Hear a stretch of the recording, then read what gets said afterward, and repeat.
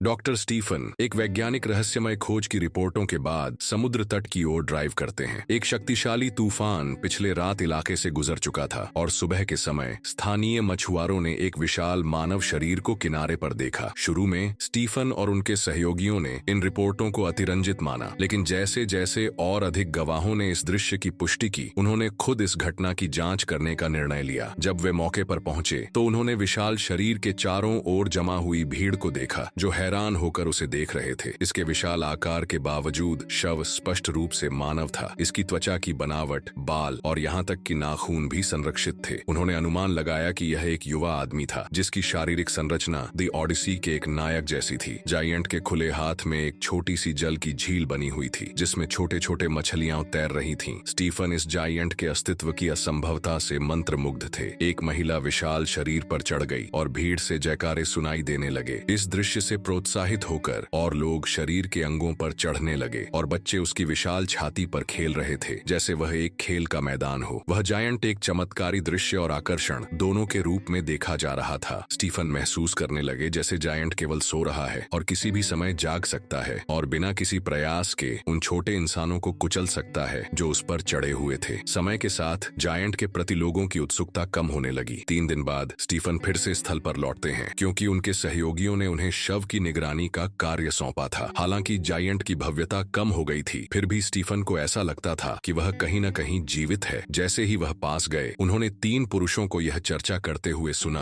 कि वे जायंट का मांस काटने का विचार कर रहे हैं। एक समय में प्रभावशाली दिखने वाला शरीर अब सड़ने लगा था। उसका शरीर फूल गया था और काला पड़ गया था, जबकि पक्षी उसकी खाल को नोच रहे थे। अगले दिन स्टीफन ने अपनी यात्रा को देर दोपहर तक स्थगित किया, ताकि समुद्र तट पर कम लोग मिले। जब वह जायंट के शरीर के पास पहुंचे तो उन्होंने देखा कि सड़न के कारण जायंट की युवावस्था अब गायब हो चुकी थी। उसकी पहले की तरह सटीक रूप से उभरी हुई विशेषताएं अब अधिक मुरझाई हुई लग रही थीं और उसके चेहरे की विशेषताएं धुंधली होने लगी थीं। स्टीफन ने यह भी देखा कि जायंट के हाथ में जो छोटी झील थी, वह पूरी तरह से सूख चुकी थी। उत्सुक होकर वह जायंट के हाथ पर चढ़ते हैं। धीरे धीरे उसकी बाह पर चढ़ते हुए उसके चेहरे को करीब से देखने की कोशिश करते हैं। जैसे ही वह जायंट की छाती पर नजर डालते हैं, वहां एक बालू का महल बना हुआ था, जो यह दर्शाता था कि कितनी जल्दी जायंट को केवल मानव गतिविधि के लिए एक कैनवास बना दिया गया था। उन्हें यह भी दिखता है कि मांस काटने वाले पहले ही जायंट का एक हाथ काटकर उसका मांस निकाल चुके हैं। जब वह जायंट की आंख में देखते हैं तो वे अपनी खुद की छवि को उसमें पाते हैं। अगले कुछ दिनों में जायंट के शरीर पर ग्रेफिटी भरने लगी थी। क्रेनों ने आकर जायंट के शरीर से बचे हुए मांस को निकालने की प्रक्रिया शुरू कर दी थी। जायंट के विशाल आकार के बावजूद उसकी दीनहीन स्थिति और उसकी मृत्युकर्म ने उसे स्टीफन के लिए पहले से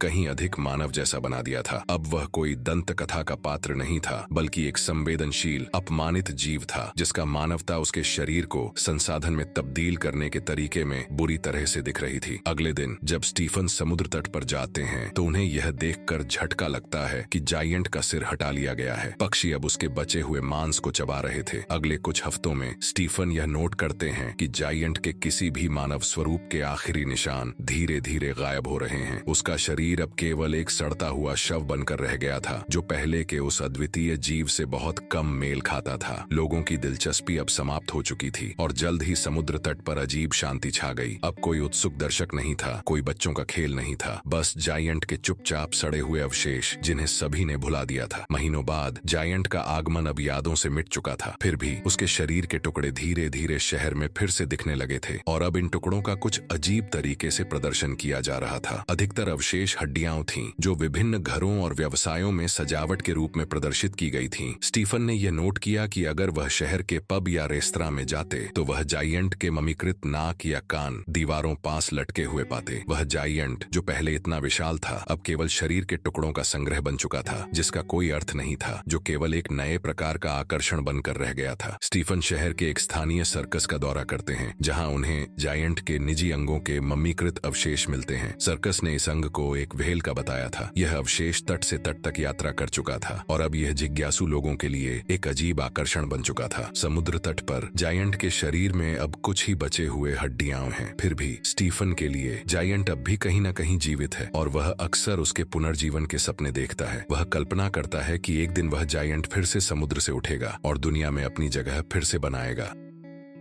चैनल को लाइक और सब्सक्राइब करना ना भूलें।